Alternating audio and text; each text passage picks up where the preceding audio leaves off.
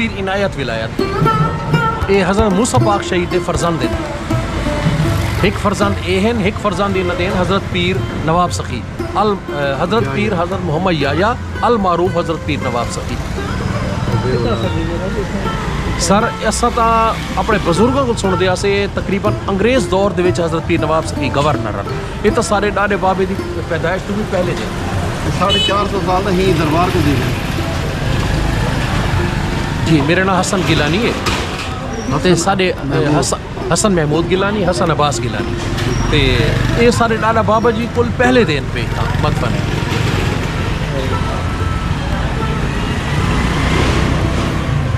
ملتان کا مشہور شہر اسکندر اعظم کی اساطری لشکر کشی کے دوران پنجاب میں مالی کا دارالحکومت تھا اور دریائے چناب سے 4 میل کے فاصلے پر واقع تھا.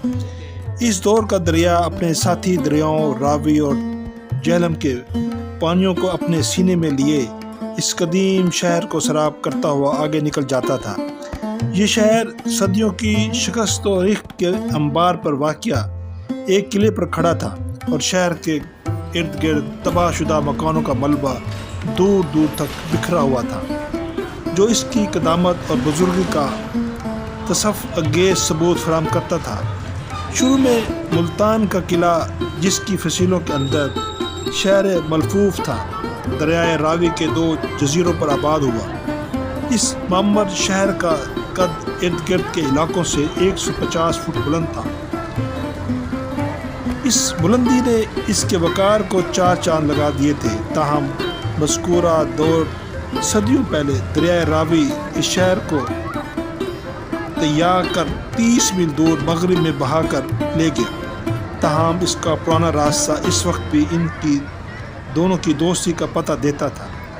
اس وقت بھی بارشوں کا پانی اس ہرجائی دریائے کے پرانے راستوں پر جمع ہو کر اس قدیم رشتے کا سراغ دیتا ہے جو آج صرف قدیم یونانی مورخین کی کرم خوردہ تاریخی یادداشتوں میں محفوظ ہے. سکندر کے دور کے مورخین لکھتے ہیں کہ اس تیاگی دریا کا پانی شہر کے قلعے کے گرد سرمست یاتری کی طرح طواف کیا کرتا تھا. اس شہر کا پہلا نام جہاں تک تاریخ کی یادداشت دیتی ہے قیاسپا پورا تھا. قیاسپا قدیم ہندو دیومالا کے مطابق 12 سورج دیوتاؤں کا باپ تھا. اس شہر کا بانی تھا.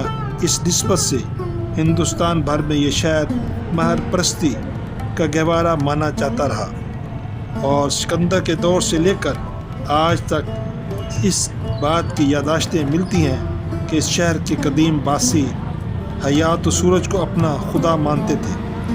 تاہم قدیم تاریخی دستاویز کے مطابق مہر پرستی کی داغ میں ڈالنے والا پرم پرکاش کرشنا کا بیٹا سمبا تھا جو کہ جوبنا کا باطل فعال مانا جاتا تھا.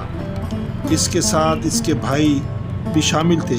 یہ روایت مزید بتاتی ہے دیاتا نے وشناؤ کی ہمہ جائیت کا انکار کیا تھا. اس طرح نراسنہا کی تسہیم عمل میں آئی جو کہ آدھا شیر اور آدھا آدمی تھا.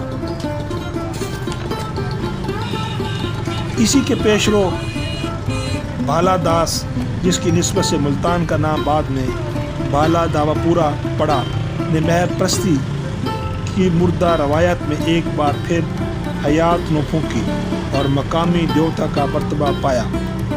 ودیک دیوتاؤں میں جو چیز سب سے زیادہ جازب توجہ ہے وہ فطرت اور دیت دیوتاؤں کی حیرت انگیز قربت ہے.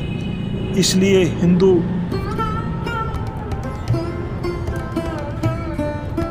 دیو مالا کے مطابق دیوتاؤں کو خوش کرنے سے فطرت کے قوانین بدل سکتے ہیں. ودیک شاستروں کے مطابق ماترا پون آسمان کے دیوتا ہیں جن میں ماترا خاص طور پر اس دور میں ایک عظیم سورج دیوتا سمجھا جاتا تھا.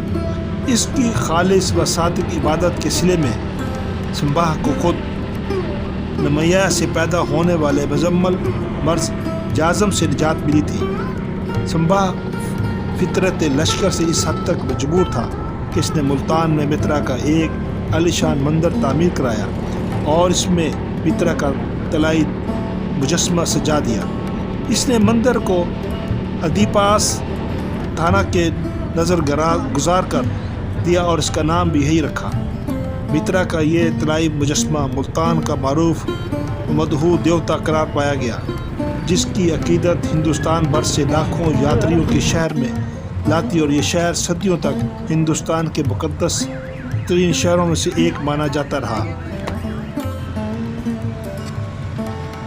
سورج دیوتا کے مندر کے شہر مالا ستاناپورا کا اولین ذکر، جس سے جدید شہر ملتان کا نام پڑا، سب سے پہلے مشہور چینی یاتری واہن زنگ کے سفر ناموں میں ملتا ہے، جس نے 641 عیسوی میں زنگالا، بلوچستان، پٹالہ، حیدرآباد، الور اور سندھ کا سفر کیا۔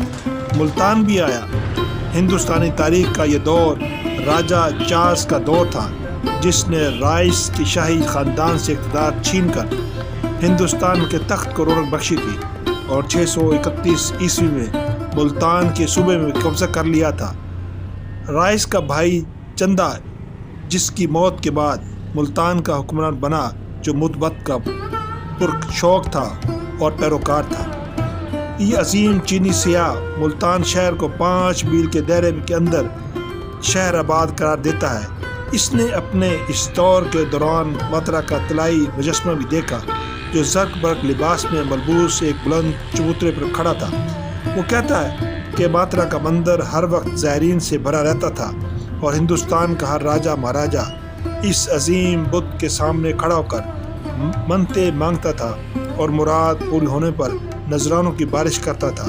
وہ شہر کو میلو سالان پولو کہتا تھا، جو کہ ہندی لفظ مالا ستنا پورا کی صوفتی نقل ہے۔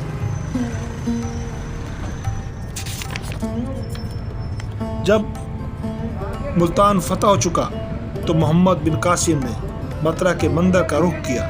جب وہ اس مندر کے تہہ خانے میں پہنچا تو خزانوں کے ڈھیر اس کے منتظر تھے، اور بعد میں فتح کی فرمائش پر مقامی لوگوں نے بھی خزانے کی تقسیم میں محمد بن قاسم صاحب ممکن تعاون کیا۔ مشہور مورخ ابلور ریحان سے یہ واقعہ ابو محمد ہندوی نے سنایا تھا، خزانے کی دریافت کے واقعے کو اس طرح بیان کرتا ہے کہ محمد بن قاسم کھڑا ہوا اور اپنے محافظوں اور فوجیوں کے دستوں کے ساتھ مندر میں داخل ہوتا ہے۔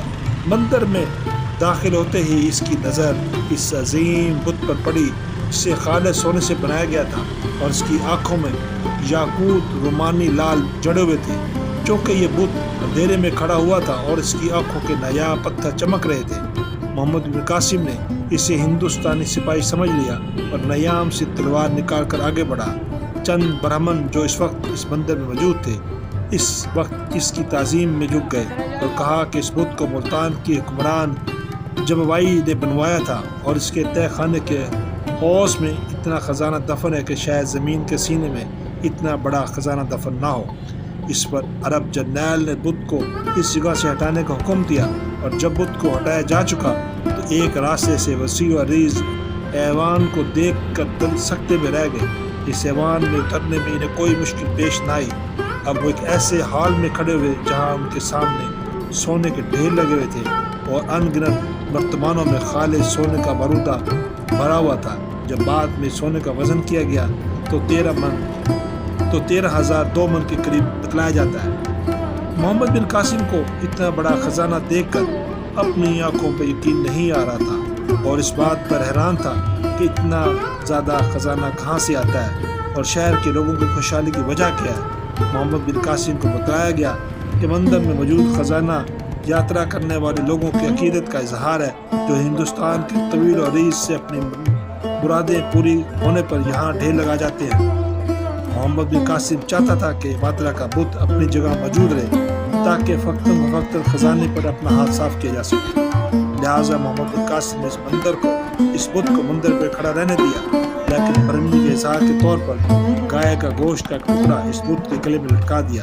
محمد بن قاسم کے چلے جانے کے بعد انواع خلافت کے اختتام تک یہ بت یاتریوں کا یاترا کا مان رکھتا رہا۔